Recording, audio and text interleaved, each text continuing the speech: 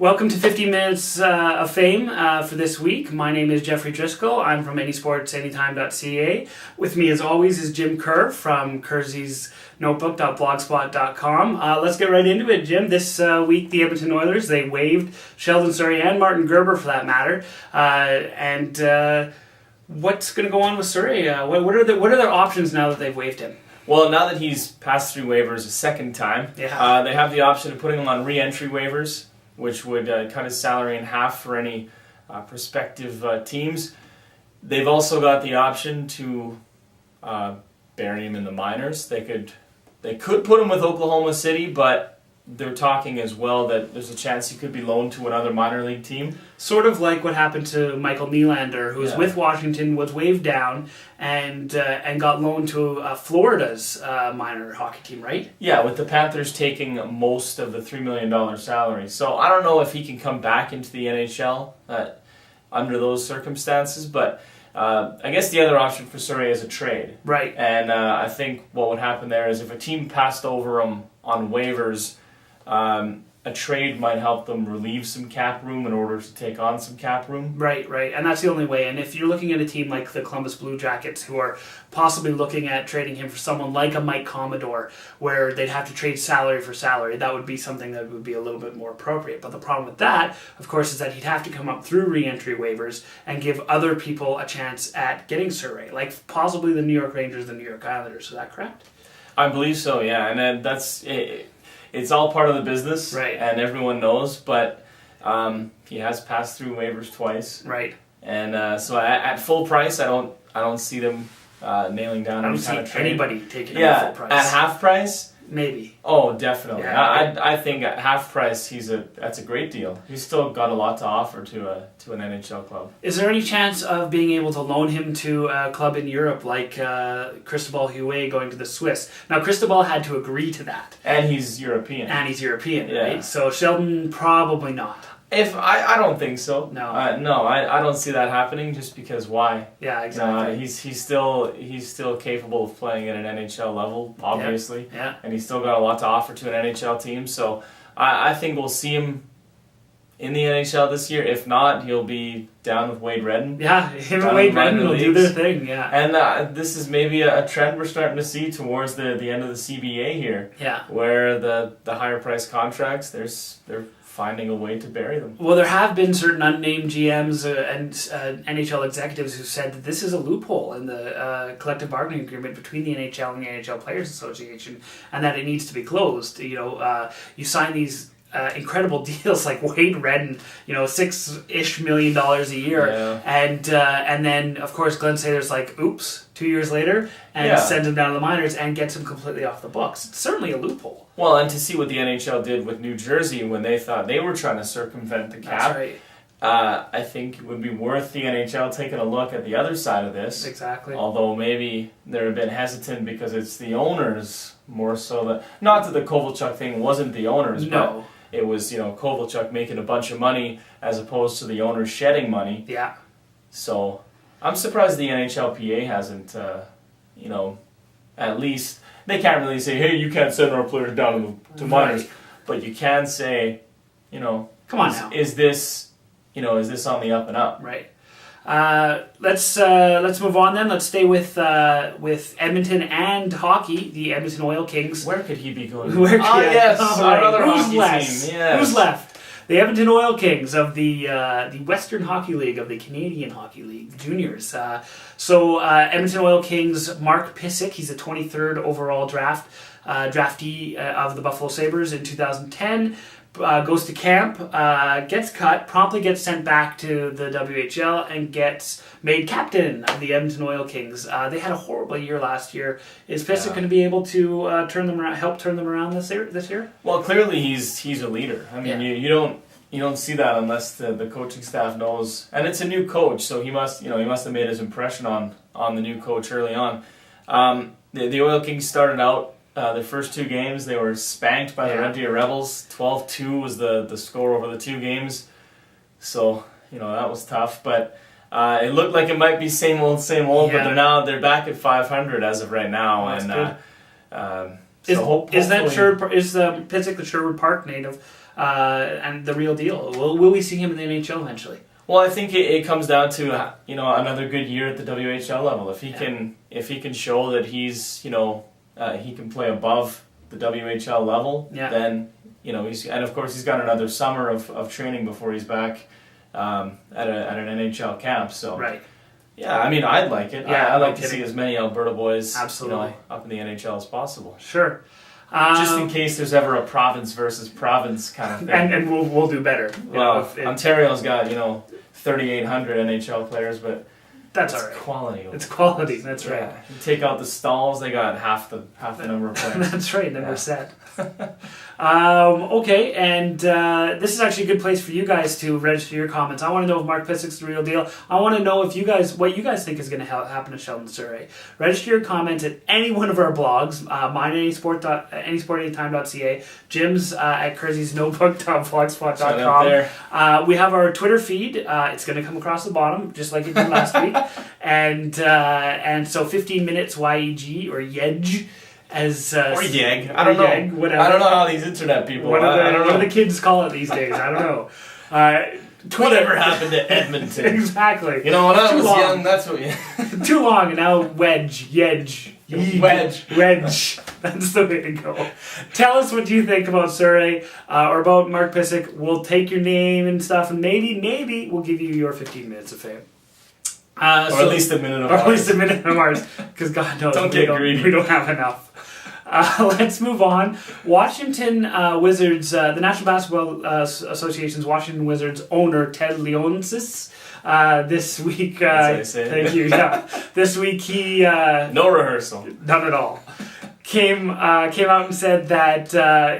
in the new collective bargaining agreement negotiations with their players' association, they'd like to have a hard cap, kind of like the NHL does. The NBA comes down, wraps them on the hands for 100 Gs. First question, should the owners be able to come out and say something like that, talk about the negotiations before they're actually in the negotiations? Well... Makes for good fodder for this. Yeah, absolutely. But I guess it comes down to, they want to keep things quiet until they get in there. I don't really see the harm in it myself, but... whatever. Yeah. Yeah, really. I can't really think of much to say about that. He speaks... and it probably wasn't he came out and said, hey, this is what's going on. Somebody put a microphone in his face probably and said, hey, can you tell us anything about the... Right. And he just let it slip. As is the case a lot of times when you hear quotes from people that are misconstrued or spur controversy, it's generally, oh, so, and the person responds to the specific question, and then the headlines are, so-and-so wants trade. Yeah, that's right. So I'd be weary of trying to shut him up too much, because it was probably innocent enough when he said it, and they probably know that he's got bags of money. Yeah. So speaking of bags of money, would you like to be so rich that you could be fined $100,000? I can't even imagine being fined that much or having that much. Yeah, or having that much, being fined that much, and then being like, shucks. Too bad, eh? Yeah, what am I going to do now? Yeah, I guess I'll have to tone it down this weekend. Yeah, that's right. Hey, must be nice. Yeah, must Teddy. be nice. I wish. Let's move on to Commonwealth Games. I'm a big amateur sport fan, so we want to bring up amateur sports as much as possible. I mean, this is an international event. You don't need to justify it. I'm just saying, some people like the pro sports. I like the amateur sports. Commonwealth Games in Delhi in India. By the time you guys watch this, the opening ceremonies will have been over on Sunday, October 3rd. Canadian officials have been worried going into these opening ceremonies that Delhi's not prepared. They're not going to have appropriate water, or they're going to be out the athletes are going to be out in the sun for too long. It's just one more in a long list of things that are wrong with the Commonwealth Games. Can these games get any worse, Jim? Well, from what I've been reading lately, there's a lot more positives. So they're back on the way up. Yeah. It starts. I was reading stuff like they were first warned about the troubles that they might run into back in 2006. Yeah. And then with weeks to go before the games, tons and tons of negative stories came out and all kinds of things. But they worked hard to get it ready, and I think for the most part, It's good. Good. They've brought in tons and tons of security to make sure that nothing bad happens. Including? Not just human security. Yes. My favorite story out of this is that they have problems with monkeys.